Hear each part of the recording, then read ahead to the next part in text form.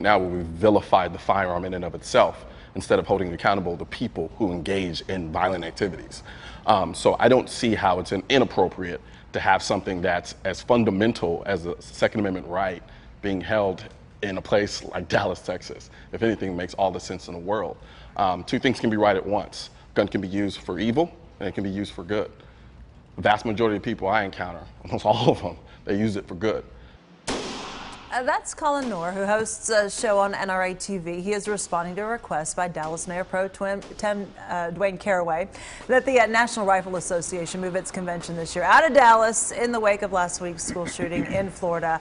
Dwaine Caraway joins me to talk about it this morning. So for 3 days in May, the NRA is planning to hold these meetings here in Dallas, and you're saying that no thanks. No thanks, not Dallas. Why? Well, certainly, let me first declare and say that I'm a gun owner, a supporter of the Second Amendment.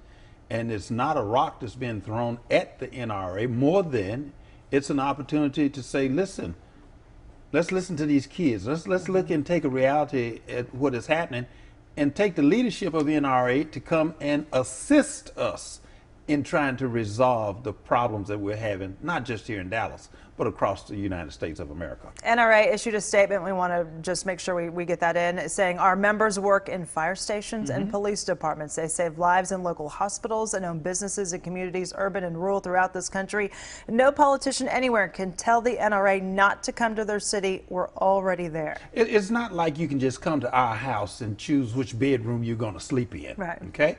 We are elected, and I am elected, to represent the citizens of this city and to keep them safe.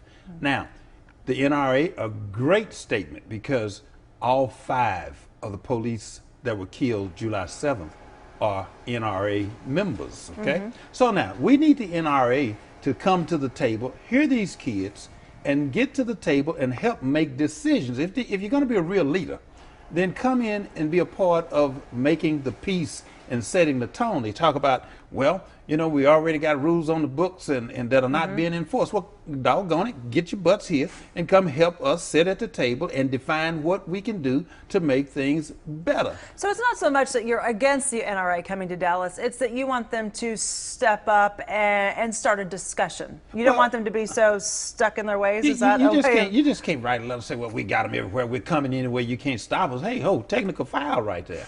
We have a responsibility to the citizens of the city of Dallas. I do, as an elected official, to make sure that when it crosses my path, that I do everything that I possibly can do.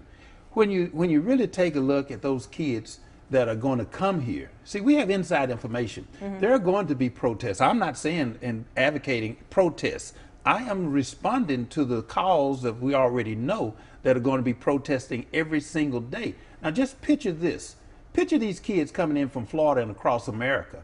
Picture the city of Dallas being on world stage and us having to handcuff little kids and pepper spray them. If it's not Dallas, though, it's going to be some other city, right? But I'm protecting Dallas. And what I want these people to send in all these racist emails, keep sending some more. Today, I'm having meetings in my office with members of the NRA, and we'll talk about it. But I threw a rock and it hit the walls, and the walls are going everywhere. Now, hey, once we settle down, we're going to be able to begin a discussion. This is something that is positive.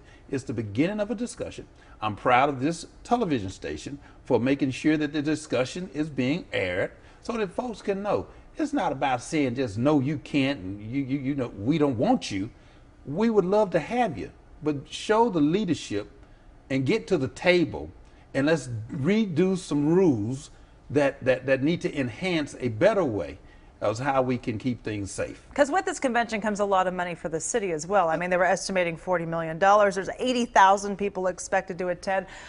They have a right to hold a convention here in Dallas. You're not arguing that. Oh, no. They have the right to come, but I have the responsibility to get their behinds to the table so we can try to figure out how we're going to protect and we're going to address a national situation and make America safe and keep Dallas safe, number one. Thank you for your time. We appreciate it. Okay.